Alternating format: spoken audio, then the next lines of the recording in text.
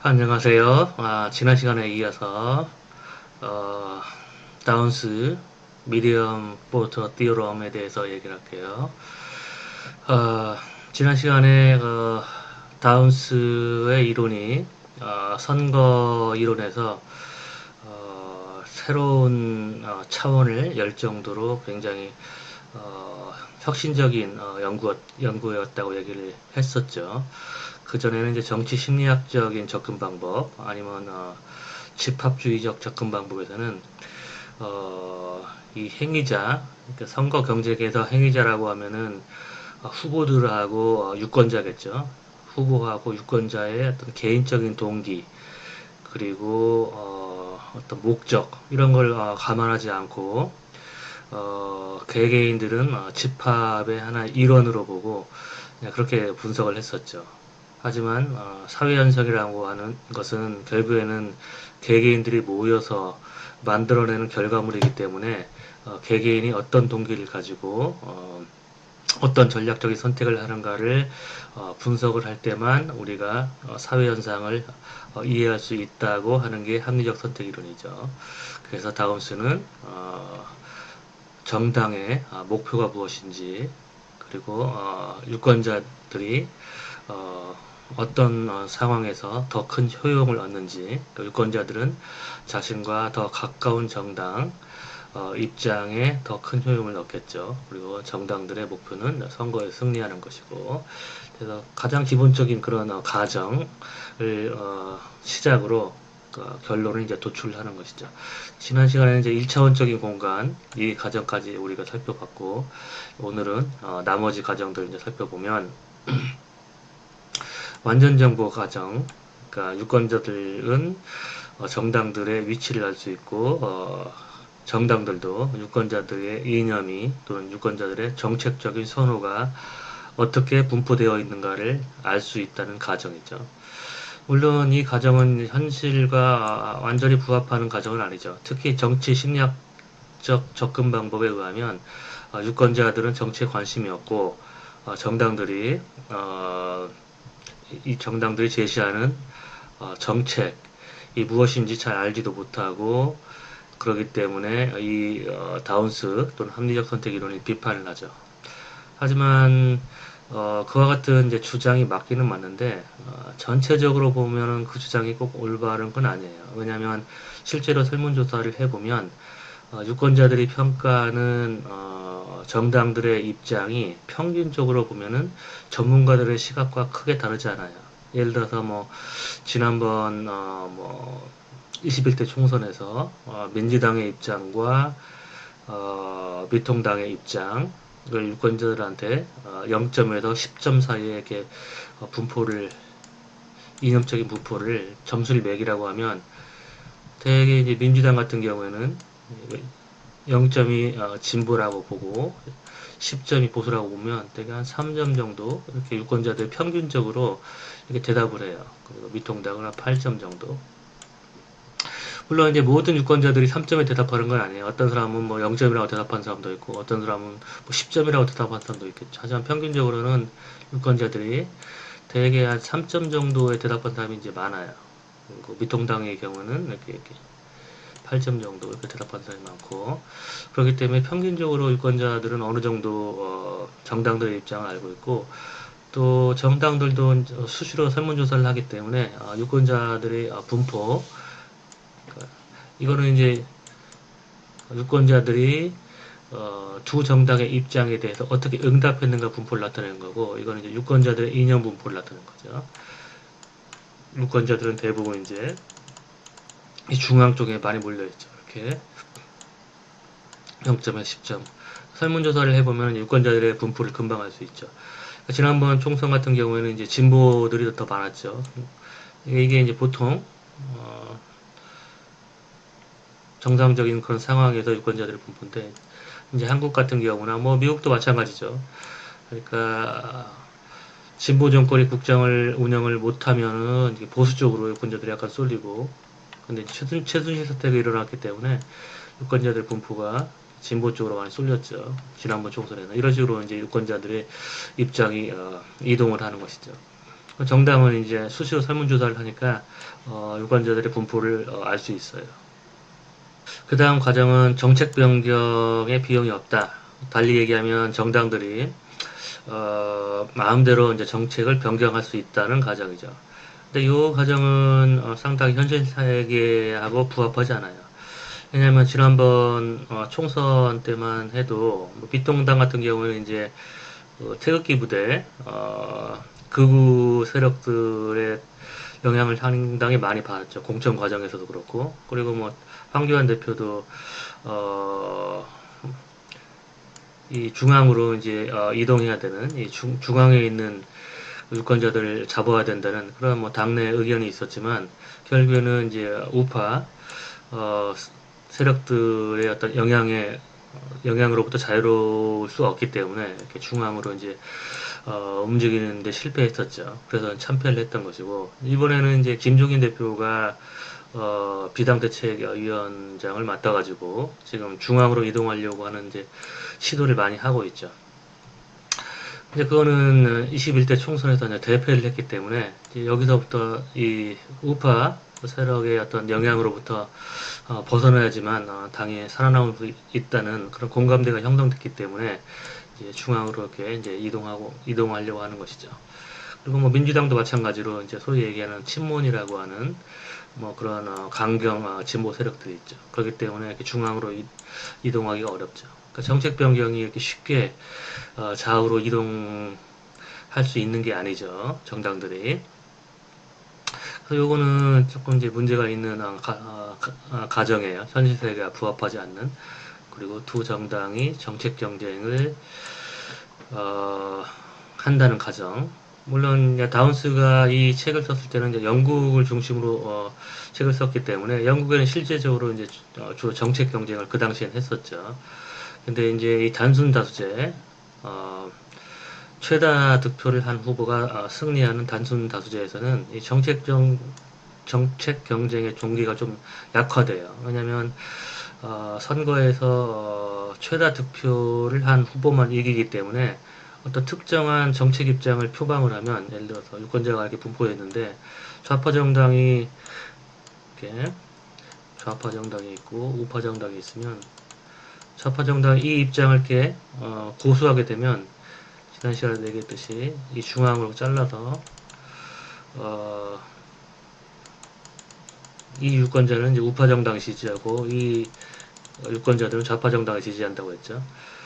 그러면은 이 입장을 고수하게 되면은 많은 우파 유권자 또는 중도 유권자를 이렇게 잃게 되기 때문에 정당들은 굳이 자신의 어떤 이념적인 입장 또 정책적인 입장을 선명하게 제시할 필요가 없죠. 물론 이제 자신을 지지하는 이제 이런 급진적인 유권자들이 있기 때문에 이들을 만족시키기 위해서는 어쩔 수 없이 어떤 이들의 입장을 어느 정도 반영하는 정책을 만들긴 하지만 굳이 캠페인에서 그거를 선명하게 드러내서 이 많은 중도에 있는 유권자들의 지지를 잃을 필요는 없는 거죠. 그렇기 때문에 이제 좌파나 우파나 자신들 지지하는 이런 급진적인 유권자들이 좋아하는 정책을 어, 반영하려고는 하되 선거에서 그거를 드러내놓고 이렇게 노출시켜서 선명하게 하기보다는 밸런스 지난 시간에 얘기한 밸런스를 중심으로 경쟁을 하는 거죠. 왜냐하면 이 밸런스란 거는 모든 유권자들이 다 좋아하는 거죠. 반면에 이 정책을 이제 포지션 이슈라고 부르는데 포지션 이슈 위치 쟁점 위치 쟁점 그러니까 이 정책은 이 위치, 좌우의 위치를 이렇게 정할 수 있잖아요. 그렇기 때문에 위치가 너무 왼쪽에 있으면은 오른쪽에 있는 유권자들의 표를 잃기 때문에 이 포지션 이슈를 중심으로 선거 경쟁을 하기보다는 이 밸런스, 유인 가치라고 하겠죠. 유인 가치. 이제 밸런스 이슈, 유인 쟁점, 을 중심으로 이제 경쟁을 하죠. 그래서 내가 대통령이 되면 경제를 살리겠다. 아니면 뭐 지난번처럼 이명박 대통령처럼 747 정책을 펴가지고 경제 성장률 7% 그 다음에 국민소득 4만 불, 그 다음에 나머지 7은 세계 경제의 7위 뭐 이런 식으로 이제 그런 공약을 내서 가지고 유권자들로부터 이제 표를 얻으려고 하는 거죠. 또는 뭐 후보들의 어떤 개인적인 매력, 지난 시간에 얘기했듯이 뭐 노무현 대통령 같은 경우는 그런 인간적인 매력과 그리고 어떤 정의로움, 그리고 이명박 후보는 어떤 능력, 그다음 박근혜 후보는 어떤 원칙 뭐 이런 걸 내세워 가지고 이제 유권자들이 그런 것들은 다 좋아하기 때문에 뭐 도덕성이나 능력은 다 좋아하기 때문에 그거를 이제 가공 생산해서 유권자들한테 호소하는 것이죠. 그럼 굳이 좌우로 움직이지 않고도 이런 유인 가치는 모든 유권자들이 다 좋아하기 때문에 많은 표를 얻는 거죠. 그리고 이제 국회의원 같은 경우는 뭐 지역구 사업, 내가 국회의원이 되면 우리 지역구에 뭐 전철역을 만들겠다. 그런 얘기도 하고 뭐 노인정을 건설하겠다. 뭐 도로를 새로 닦아주겠다. 그 다음에 국가 예산을 우리 지역구에 배정하게 영향력을 미쳐서 뭐 우리 지역구 발전시키겠다. 뭐 이런 이제 주장들을 하는 것이죠. 그래서 이 정책 경쟁을 한다는 이 가정도 사실은 특히 한국의 상황에는 맞지 않는 거죠. 그래서 내 박사학위 논문이 이 다운스 이론이 왜 중위 투표자 이론, 그러니까 중위 투표자 입장으로 수렴한다는 그 이론이 왜 틀렸는가, 이제 그거를 밝히는 게 내 박사학위 논문이었어요. 그래서 나는 이제 한국의 경험에 비춰보니까 이게 한국의 현실하고 맞지 않는 거예요. 그래서 이 가정하고 이 가정이 특히 맞지 않는데, 이제 문제는 뭐냐면 이 두 가정이 맞지 않는데 이 두 가정이 맞지 않는다고 해서 어떻게 하면은 두 정당이 수렴하지 않고 어, 겉으로 이렇게 중앙으로 수렴하지 않고 바깥으로 이렇게 멀어지게 하는, 이걸 이제 원심력이라고 하죠. 원심 원심적 동기라고 하죠. 원심적 동기. 그 안으로 수렴하려고 하는 건 이제 수렴 동기 또는 구심적 동기라고 하는 거죠. 구심적 동기.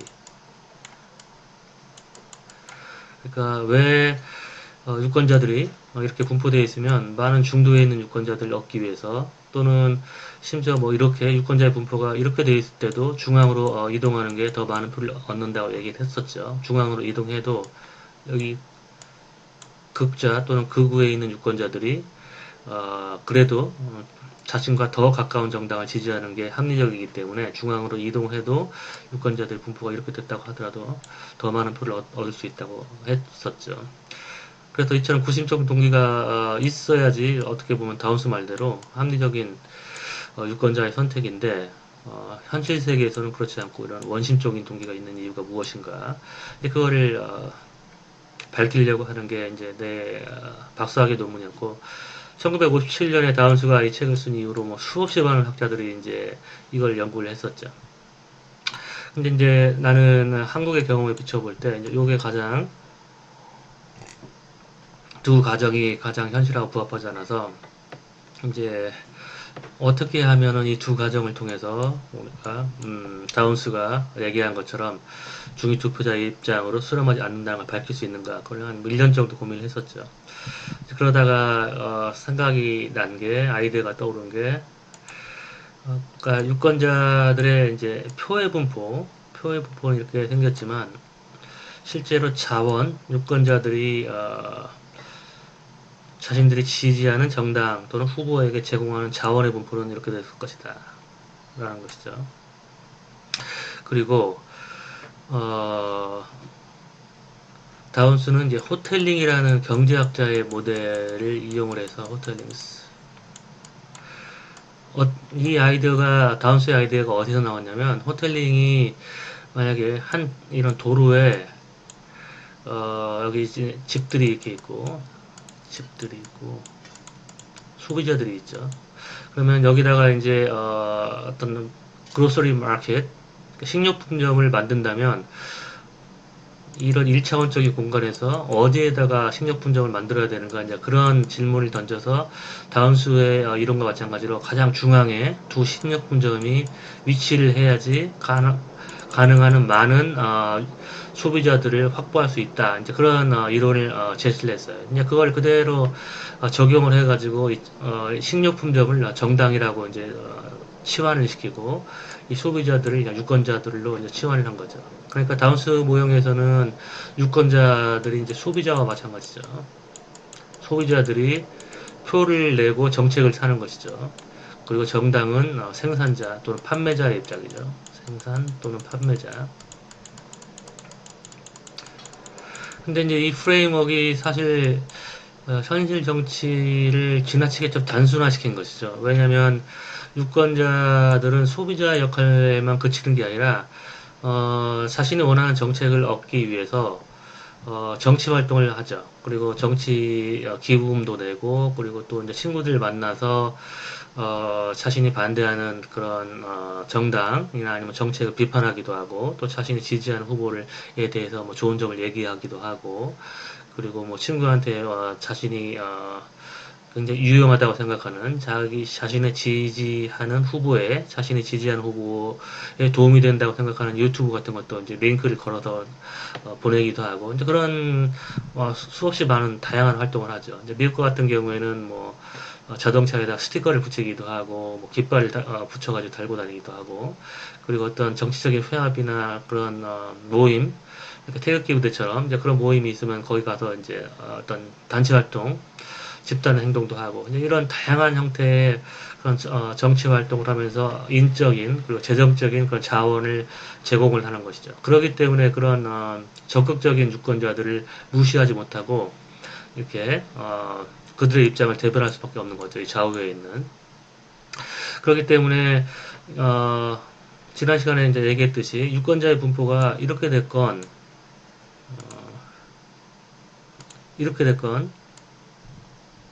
상관없이 두 정당은 안으로 수렴한다고 얘기했죠. 그렇다면 자원의 분포도 이렇게 됐을 때도 마찬가지로 두 정당이 안으로 수렴할 때 여기에 있는 유권자들은 안으로 수렴하는 자신의 정당과 또 이 우측에 있는 상대 정당을 비교해 볼 때 그래도 자신의 정당이 상대 정당보다는 더 가깝기 때문에 이들에게 표를 주는 게 당연하고 또 상대적으로 자신의 정당이 더 가깝기 때문에 자원을 주는 게 당연한 거 아니냐. 따라서 안으로 수렴해도 마찬가지로 이들의 자원을 얻을 수 있는 게 아니냐. 그런 이제 의문을 제기할 수 있겠는데 이 표하고 자원하고는 좀 다른 게 표는 비용 투표의 비용은 거의 들지 않죠. 물론 이제 어느 정도 투표소로 가야 되고 또 시간을 사용해야 되니까 뭐 한두 시간 정도 시간을 이제 손해보는 건 있지만 이 자원은 좀 차원이 다르죠. 그러니까 자신이 적극적으로 집단 행동에 참여하기 위해서 뭐 시골에서 서울까지 뭐 가야 되고 그리고 또 돈을 기부한 사람도 있고 그래서 이거는 상당히 큰 비용을 수반하는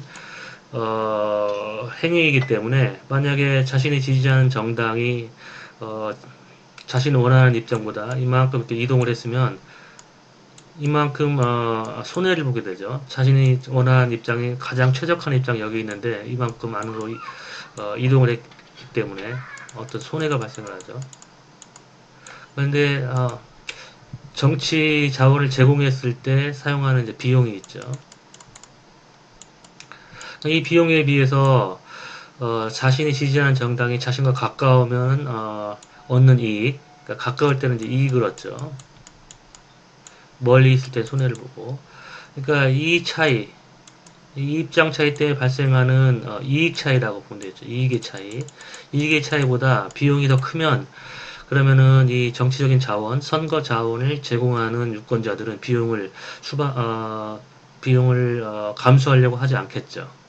그러니까 여기는 이제 비용이 워낙 작기 때문에 물론 이제 엄격하게 얘기하면 이 안으로 이렇게 수렴하니까 이 비용을 예를 들어 가지고 2시간 낭비하는 그 투표를 하기 위해서 자신의 입장을 취해주지도 않는 이렇게 안으로 수렴하는 온건한 입장을 취하는 자신의 정당에게 자신이 시간을 낭비할 필요 없다 하고 물론 이탈하는 사람도 있겠죠. 근데 상대적으로 자원의 경우는 자신의 정당이 지나치게 수렴하면 자원의 제공을 철회하는 그런 유권자들이 훨씬 더 많이 있겠죠. 그러니까 이 다운스의 이론에서 이제 표의 분포가 이렇게 됐다고 하더라도 투표의 비용은 크지 않기 때문에 안으로 이렇게 수렴하는 자신의 정당에게 이탈하는 유권자들은 그렇게 많지 않지만 이 경우는 이제 상당히 어, 많이 이탈하게 되는 거죠. 그렇기 때문에 정당들은 이제 이 사람들이 이탈했을 때 어떤 일이 이제 벌어지냐면 정치 자원, 인적인 자원, 경제적인 자원, 돈 이런 것들이 이제 줄어들게 되는 거죠. 근데 정치인들이 선거에서 이제 승리하려면 이런 정치 자원이 굉장히 중요하죠. 일당백이라고 하잖아요. 그러니까 한 사람의 표보다 이 중도에 있는 한 사람의 표보다 이 급진적인 유권자 한 명의 역할이 굉장히 중요하죠. 왜냐하면 그 사람이 친구들한테, 동료들한테, 주위 사람들한테 선거운동을 해주고, 뭐, 돈도 대주고. 과거에 한때, 뭐, 사당, 뭐, 삼락, 뭐, 이런 말도 있었어요. 아주 오래전 얘기인데, 사당 삼락이라면 무슨 뜻이냐면, 4억을 쓰면 당선이 되고, 3억을 쓰면 떨어진다, 이런 얘기예요. 그러니까 그 정도로 이제 돈이 중요하더라고요. 이게 이제 뭐, 몇십 년 전 얘기니까 지금은 얼마나 돈이 많이 중요하겠어요. 그러니까 이 정치 자원이 어떤 데 쓰이냐면 후보의 이런 밸런스, 유인 가치를 이제 광고하고 또 유인 가치를 가공 생산하고 또 선거 전문가들을 이제 고용해 가지고 그 여론조사도 하고 또 그들한테 자문도 하고 선거 전문가들 뭐 이런 데다 들어가는 비용들이 굉장히 많죠. 그리고 어떤 캐치프레이즈를 고안하고 그리고 이제 후보마다 다 이제 자신들이 이제 뭐 제시하는 그런 캐치프레이즈가 있잖아요. 유권자들의 어떤 호기심을 아니면 그런 관심을 자극할 수 있는 이제 그런 거 개발하고 이런 것들이 다 선거 전문가들이 하는 일이죠. 여러분도 물론 이제 정치학과를 나왔기 때문에 이과를 졸업하고 뭐 정치평론이나 아니면 그런 선거 전문가가 되는 것도 생각해 볼 수가 있겠죠. 그렇기 때문에 내 이제 박사학위 논문에 쓴 거는 무슨 얘기냐? 정당들은 정책 경쟁만 하는 게 아니라 유인가치 경쟁을 한다. 근데 유인가치 경쟁을 하는데 유인가치 경쟁을 하기 위해서 유인가치를 이제 가공, 생산, 광고를 해야 되는 거죠. 가공하고 뭐 생산하고 광고를 해야 되는 거죠. 근데 이 광고를 하려면 정치 자원이 필요하죠.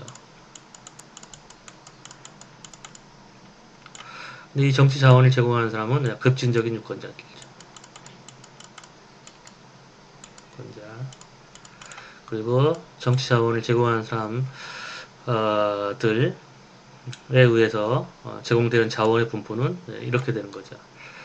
근데 안으로 수렴했을 때 정치 자원은 비용이 많이 수반되기 때문에 이 자원을 제공하는 사람들이 정치 자원의 제공을 철회하게 되기 때문에 이게 자유로운 정책 변경이 불가능하다는 거죠.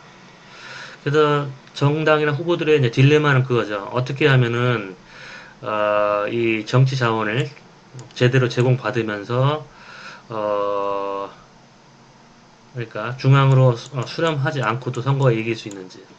그러니까 정치 자원을 제공하지 않고 선거가 완전히 그러니까 호텔링의 모델처럼 유권자들은 이제 투표만 하는 소비자라고 한다면 그러니까 정치 자원을 제공하는 투자자, 정치 투자자가 아니라 소비만 하는 그런 수동적인 유권자라면 그러면은 이제 이쪽의 자원을 걱정하지 않고 안으로 수렴하면 되겠죠. 하지만 이런 정치 투자자들이 있기 때문에 정치인의 딜레마는 이 투자자도 만족시키고 또 어떻게 하면은 많은 유권자들을 얻어서 선거에 승리할 수 있는가 아니야 그게 관건이죠. 그러기 위해서는 이런 정치 투자자들이 좋아할 수 있는 그런 입장을 취하면서 그들로부터 정치 투자를 받아서 그 정치 자원으로 유인 가치를 광고해서 선거에서 이기려고 하는 거죠. 그래서 여러분이 뭐 총선이나 대선에 보면은 정책 대결로 하긴 하죠. 물론 공약을 내세우긴 하지만 이 정책이라는 건 유권자들이 굉장히 이해하기도 어렵고 이 정책이 자신에게 얼마나 도움이 되는지 손해가 되는지 그걸 판단하기 어렵기 때문에 정책에 대한 공약을 내세운다고 하더라도 유권자들은 실제로는 유인 가치에 집중을 하는 거죠. 그러니까 자신들의 어떤 비용과 노력을 들이지 않고도 쉽게 후보를 판단할 수 있는 이런 유인가치. 그렇기 때문에 유권자들은 뭐 후보의 첫인상이나 인물이나 아니면 능력, 과거의 경력, 뭐 아니면 뭐 그런 것들 어떤 인생사 뭐 그런 거를 이제 보고 투표하는 거고 후보들은 이제 그거를 이제 더 확대하고 과대 광고 또는 또 허위 광고를 통해서 표를 넣는 것이죠. 그러니까 이제 민주주의가 작동하기 정상적으로 작동하지 않는 이유가 바로 이 가짜 유인가치, 실체 없는 유인가치의 유권자들이 투표를 하기 때문에 그런 것이죠. 정당들의 정책을 보고 투표하는 게 아니라 유권자들은 이렇게 주로 유인가치를 가지고 투표를 하기 때문에 그런 것이죠. 지금도 뭐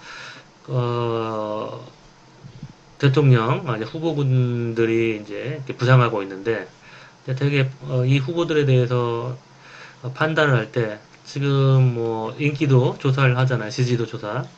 근데 뭐 후보들이 내는 정책에 대해서는 아직 공약을 내세우지도 않았기 때문에 정책이 무엇인지 공약이 무엇인지 알기는 어렵죠. 하지만 이들 후보들이 어느 정도 진보적인지 아니면은 보수적인지 뭐그 정도는 알 수 있죠. 근데 구체적으로 정책은 알지 못하고 그리고 이제 뭐 타 이미지들이 지금 이미 형성되어 있죠. 뭐 이재명 후보는 뭐 사이다 그리고 추진력 이런 식으로 지금 유인 가치가 형성되어 있고 그리고 이낙연 후보 같은 경우에는 뭐 안정성 그리고 뭐 뭐라고 할까요?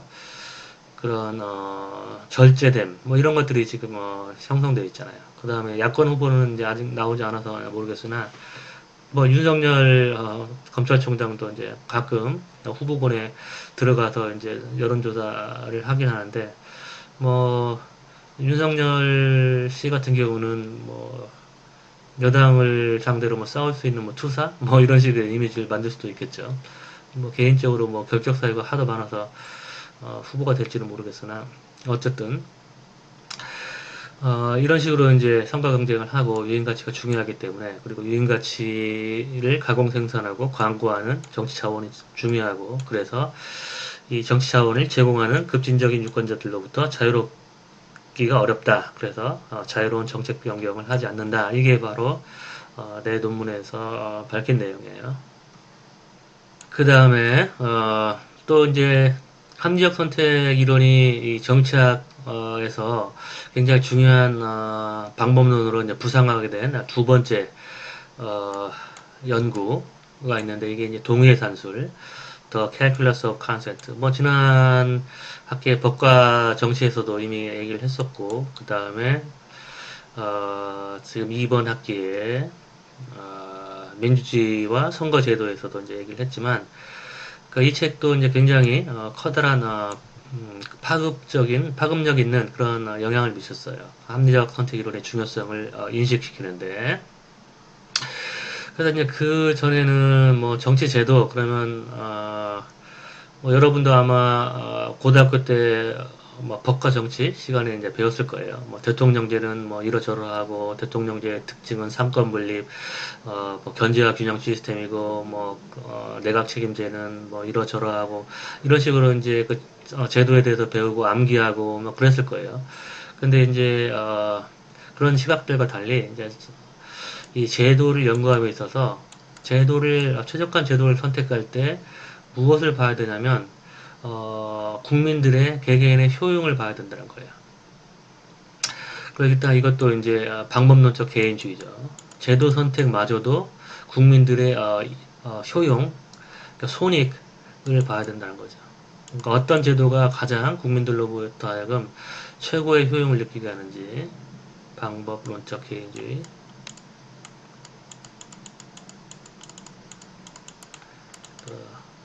국민 개개인의 효용을 봐야 된다는 거죠. 효용. 그래서 뷰캐넌하고 툴락에 의하면 모든 집합적인 의사결정, 집합적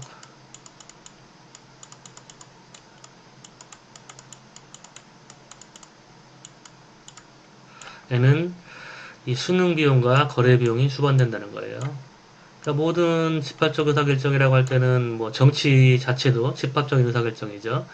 일단은 뭐 국회의원들이 모여서 정책을 만들고 또 국민들이 모여서 이제 선거를 하는 것이니까 이게 다 이제 집합적인 의사결정이죠. 그런데 정치의 영역, 그러니까 정치인들이 하는 정치의 영역뿐 아니라 여러분도 일상생활에서 하루에 수없이 많은 집합적인 의사결정을 하죠. 친구들하고 같이 모여서 무엇을 먹을 것인가, 또 가족 간에 뭐 밤참으로 무엇을 주문할 것인가, 아니면 또 TV를 볼 때 TV 채널을 어떤 걸 결정을 할 것인가, 가족끼리 모여서 있을 때 이런 것들이 다 이제 집합적인 의사결정이죠.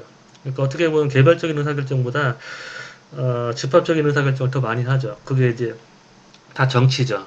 그 모든 집합적인 의사결정은. 그럼 이제 수능병은 뭐냐면 그 집합 전체가 모여서 내린 결정이 내가 원하지 않는 결정이기 때문에 치러야 되는 비용이죠. 그러니까 조금 전에 뭐 친구들끼리 모여서 밥을 먹으러 갈 때 친구들이 뭐 중국 음식을 먹으러 가면 난 한식 먹고 싶은데 그러면은 이제 원치 않는 밥을 중국 음식을 먹거나 아니면은 나 혼자 따로 가서 한식을 먹어야 되니까 수능비용을 치르게 되는 거죠. 그리고 가족끼리 모여서 TV 채널을 보려고 결정을 하는데 아버지가 나는 야구를 보고 싶은데 아버지는 트로트를 보면은 나는 이제 아버지가 보는 트로트를 보거나 아니면 내가 보고 싶은 야구를 못 보거나 아니면은 뭐 핸드폰으로 작은 화면으로 야구를 봐야 되니까 거기에 또 이제 비용을 치르게 되는 거죠. 이런 게 이제 수능 비용이죠. 또 정치의 영역에서는 뭐 부동산 정책, 그 다음에 뭐 여러분 같은 경우에는 교육 정책, 그 다음에 요즘에 뭐 코로나 때문에 뭐 수업료를 인하해라, 등록금 인하해라, 뭐 그런 국가 정책 또 이제 여기에 다 관련이 되는 것이죠. 그리고 이제 거래 비용은 이 집합적인 의사결정이 도출되기 위해서 들어가는 시간, 그다음 노력, 뭐 그런 것들이죠.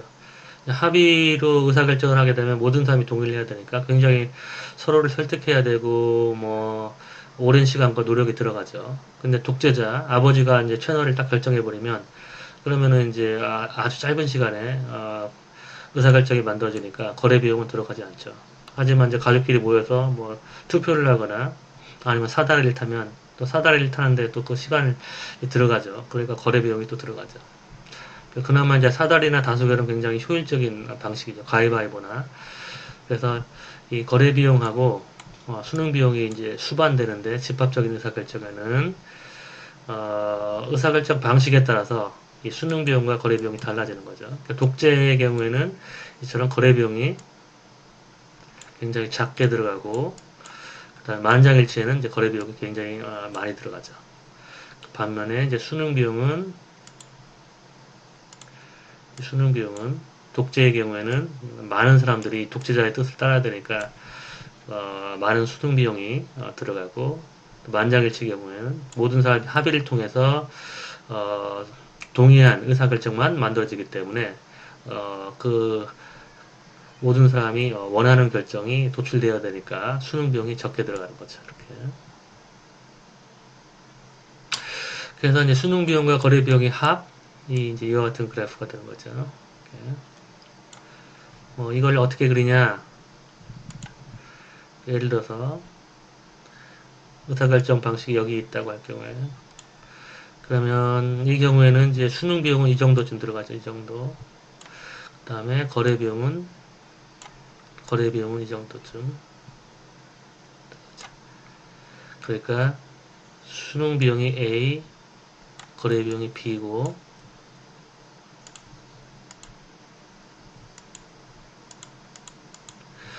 그 다음에 A하고 B하고 합 이게 이제 수능 비용과 거래 비용의 합이죠. 이게 이거는 A 플러스 B가 되겠죠. 이런 식으로 이제 그림을 그린 거예요.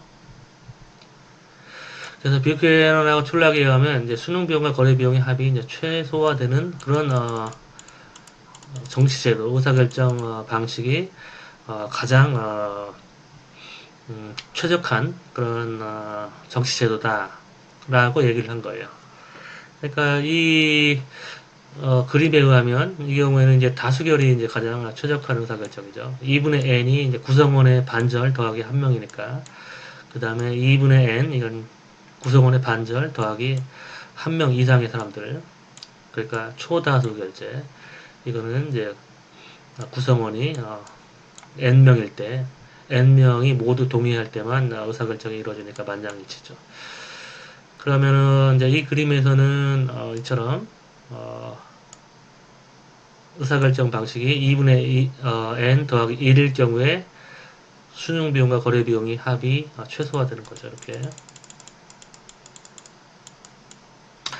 근데 그렇기 때문에 사실 어떻게 보면은 우리들이 일상생활에서 다수결을 가장 많이 쓰는 이유가 이게 이제 수능비용과 거래비용이 합이 최소화된다는 걸 경험을 통해서 이제 알았을 수도 있죠.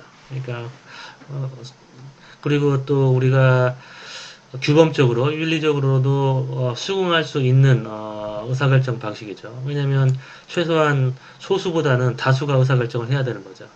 그러니까 독재나 아니면 뭐 소수 과반수 못 미치는 사람이 의사결정을 하면 그거는 이제 부당하다고 생각을 한 거죠. 그러니까 최소한 반절은 넘기면서 의사결정을 효율적으로 하면서 더 많은 사람 가능한 한 조금이라도 더 많은 사람을 충족시킬 수 있는 방식이 이제 다수결인 것이죠. 하지만 다수결 제도는 이제 어떤 문제가 있냐면 이 다수결 제도에 의해서 의사결정이 만들어졌을 때 그거를 따르지 않는 사람들 소수가 치러야 되는 이제 비용이 발생하는데 그 수능 비용이 상당하다고 할 수 있죠. 물론 이제 독재보다는 이제 수능 비용이 작긴 하지만 그래도 상당히 작지 않은 이제 수능 비용을 치러야 되는 거죠. 예를 들어서 뭐 100명의 구성원이 있는데 51명이 찬성을 하고 49명이 반대를 해서 51명이 원하는 것을 채택을 하게 된다면 이 49명이 모두 이 한 명 차이로 51명이 원하는 걸 따라야 되는 거죠.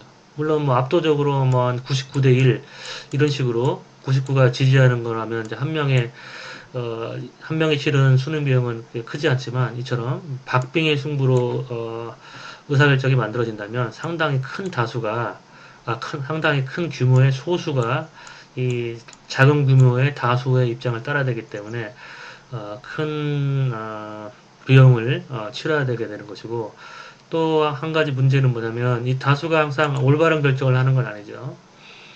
그래서 미국에서도 헌법을 만들 때 가장 우려했던 게 이 다수의 횡포, 그러니까 다수가 이제 어리석은 결정을 내려서 소수를 따르게 하는 그걸 가장 우려를 했던 거죠. 그걸 뭐 다른 시간에도 그렇고 여러 번 얘기했지만 왕따 이런 게 이제 여러 사람들이 모여서 자신의 뜻과 다르거나 아니면 구성원 중에서 좀 혼자 좀 돌출 행동을 하는 사람 그 돌출 행동을 하는 게 때로는 올바를 수도 있죠. 그러니까 어떤 부패된 조직에서 한 사람이 그런 부패된 모습을 보고 자신만 이제 목소리를 어, 정의로운 목소리를 냈을 때 그러면 이제 부패된 다수의 집단이 그 사람을 왕따시켜 가지고 어, 그런 안 좋은 상황으로 몰아갈 수가 있는 거죠. 그렇기 때문에 다수가 항상 올바른 결정을 내리는 건 아니죠. 그리고 또 한 가지는 이제 사안이 굉장히 중요한 결정. 그러니까 타수가 의사결정을 해서 그런 소수의 인권을 침해할 수 있는 그런 중대한 결정. 뭐 예를 들어 물건을 빼앗는다거나 아니면 뭐 표현의 자유를 억압한다거나 그냥 그런 인간의 기본권과 관련된 결정을 할 때는 그러면은 굉장히 중요한 사안이기 때문에 다수결로만은 의사결정을 해서는 안 되는 것이죠. 그처럼 이제 중요한 사안에서는 이제 수능 비용이 증가하게 되는 거죠. 그러니까 뭐 일상생활에 여러분이 조금 전에 내가 얘기했던 뭐 TV 채널을 결정하는 문제, 친구들끼리 밥 먹는 문제, 뭐 그런 거는 저 사소한 결정이니까 신속하고 효율적으로 다수결로 결정을 해도 되지만 예를 들어 친구들의 어떤 뭐 돈을 서로 이렇게 다수가 소수의 돈을 뺏는 결정 그런 거는 굉장히 중대한 결정이죠. 그렇기 때문에 수능 비용이 더 커지잖아요. 그렇기 때문에 그런 결정은 중대한 사안은 수능 비용이 증가하게 되는 거죠. 실선에서 점선으로 뭐 이렇게 증가하게 되고 아니면 뭐 전반적으로 전체적으로 이동할 수도 있겠죠. 이렇게. 어쨌든 어떤 방식으로든지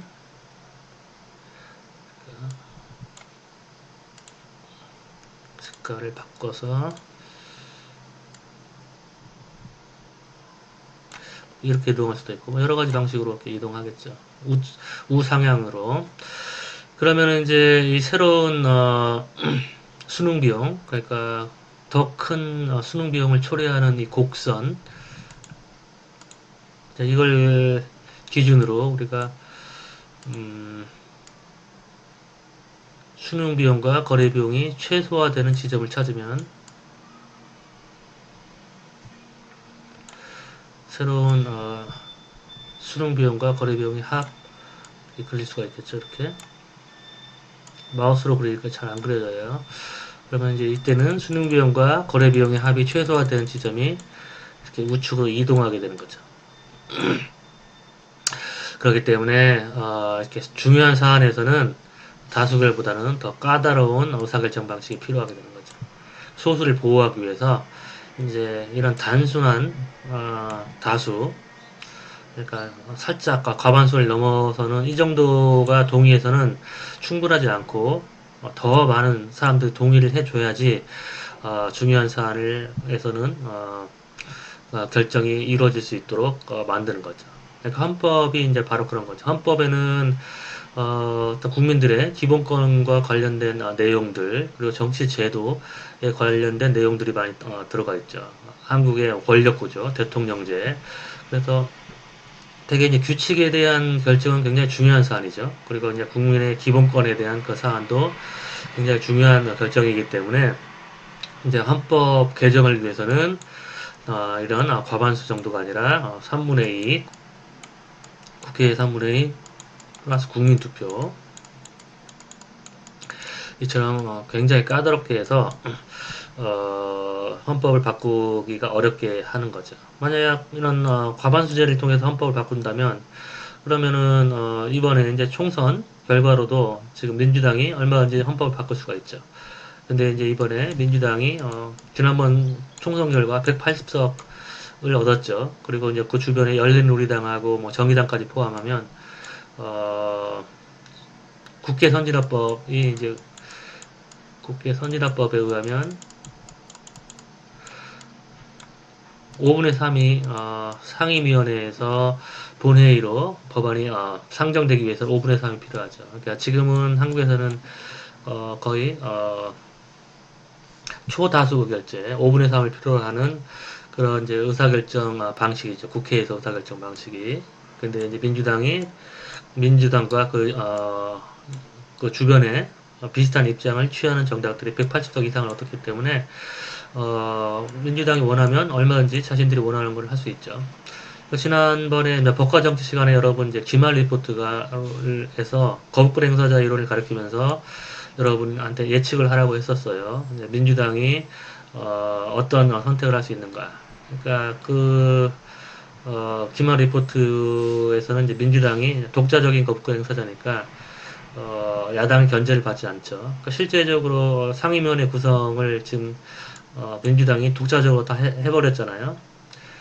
그리고 민주당이 그동안에 추진해왔던 그런 이제 여러 가지 법안들을 민주당이 지금 통과시키고 있죠. 그리고 뭐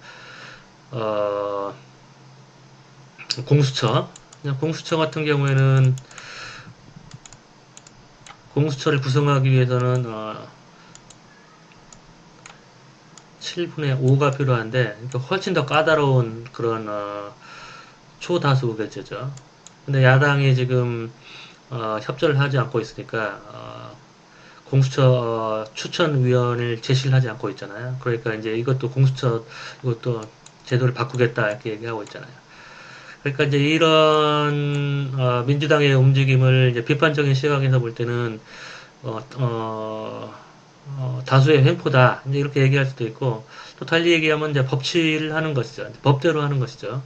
그러니까 국민들이 이렇게 몰아줬잖아요. 한국의 의사결정 규칙은 5분의 3인데 5분의 3을 넘는 의석을 밀어줘서 지난번 20대 총선에서 지나치게 입법적인 교착이 발생하고 아무것도 할 수 없으니까 그러니까 촛불 민심을 반영할 수 있는 개혁을 할 수 있는 게 하나도 없었죠. 그러니까 최악의 식물 국회가 이루어졌잖아요. 그러니까 국민들이 이제 거기서 실망해서 여당에게 이제 힘을 밀어줘서 180석 거대 여당이 형성됐는데, 그러니까 이제 여당이 이제 이 5분의 3을 정의당과 의석을 합치면 넘어서니까 여당이 그동안에 미뤄뒀던 그런 개혁을 이제 추진하는 것이죠. 근데 이제 야당 입장에서 이게 이제 여당 다수의 횡포다. 국회는 합의로 하는 게 정신이다. 그렇게 얘기를 하는데 실제로 뭐 국회가 합의로 하는 건 아니고 5분의 3이죠. 그리고 5분의 3 그 이전에는 과반수제죠. 물론 이제 그 국회법에 의하면 협의에 의해서 의사결정을 하라고 하는데, 협의라는 건 이제 서로 잘 이렇게 조화롭게 그렇게 하라는 뜻이지, 합의를 통해서 의사결정을 하라는 건 아니죠. 합의는 여기서 보듯이 거래 비용이 엄청나게 들어가니까 어떤 의사결정이 이루어질 수가 없는 거죠. 서로 경쟁하는, 그리고 또 어떻게 보면 서로 적대적인 두 정당이 합의하는 건 거의 불가능한 것이죠. 그러니까 20대 총선에서는 뭐 5분의 3을 여당이 넘어서지 못했기 때문에 아무것도 할 수가 없었던 거죠. 근데 이제 막상 여당이 지금 5분의 3 이 지위를 확보해서 원하는 걸 이제 하니까, 또 이제 이 중앙에 있는 국민들, 좌우의 유권자들이 분포해 있다면 온건한 국민들은 이제 불안한 거죠. 민주당이 너무나 독주하고 있다. 그러니까 불안하니까 이제 민심이 이렇게 돌아서는 거죠. 그러니까 민주당이 이거를 이제 그런 개혁을 성공적으로 잘 수행을 하고, 또 이 개혁이 국민들이 좋아하는 개혁이면은 결국엔 더 지지를 받아서 이제 다음 총선에 지지를 받겠죠. 하지만 이런 이제 개혁에 대한 그런 민심이 좋지 않고, 여론이 좋지 않고, 그리고 이제 또 조중동에서 쉴 새 없이 이제 공격을 하게 되는 거죠. 뭐, 특히 요즘에 이제 부동산 문제가 심각하니까 이제 그거를 이제 집중적으로 이제 공략을 하는 것이죠. 그래서 이제 그러면은 이렇게 민주당이 집중적으로 이제 추진하는 개혁에 탄력을 잃게 되고, 그러면은 이제 민심은 여론을 또 감안할 수 없게 감안할 수밖에 없게 되니까 어떤 그런 개혁의 추진력이 상당히 상실되겠죠. 근데 어쨌든 뭐 180석은 얻었지만 개헌에 필요한 이 3분의 2 이 의석은 얻지 못했죠. 그러니까 개헌이 어느 정도 어려운지를 알 수가 있는 거죠. 3분의 2를 확보한다는 게 역사적으로 이렇게 여당, 특히 진보 여당이 5분의 3 의석을 얻은 경우는 민주화 이후에 한 번도 없었는데, 5분의 3도 아마 앞으로도 한 정당이 5분의 3을 얻기는 어려울 거예요. 근데 이제 어떤 그런 최순실 사태 이후에, 그리고 박근혜 대통령 탄핵 이후에, 그리고 20대에서 보여준 그 미통당의 그런 퇴행적인 행태들, 이제 그런 거에 국민들이 염증을 느껴서 이제 5분의 3이라는 엄청난 180석이라는 지지를 깜짝 놀랄 정도의 지지를 보내줬는데, 아마 앞으로는 이제 그 어렵고, 그리고 또 3분의 1을 얻는 건 더 힘들겠죠. 그러니까 개헌은 굉장히 어려운 것이죠. 그 이유는 무엇이냐? 이 동의의 산술, 뷰키넨과 툴레악의 이제 입장에 의하면 이처럼 개헌이 어려운 이유는 굉장히 중요한 사안이기 때문에, 만약에 민주당이 만약에 뭐 개헌선까지 확보를 해서 굉장히 이런 중요한 사안까지도 개헌을 하게 되면, 그러면 이제 더 큰 변화가 일어나겠죠. 근데 그거는 굉장히 힘들죠. 자, 그러면은 오늘은 여기까지 할게요. 오늘은 좀 말을 좀 빨리 해서 조금 걱정이 돼요, 여러분. 발음이 좀 부정확해서 좀 알아듣는데 힘이 들었을까 봐 걱정이 되는데, 조금 다음부터는 조금 조심해서 말을 더 또박또박 하도록 할게요. 네, 고맙습니다.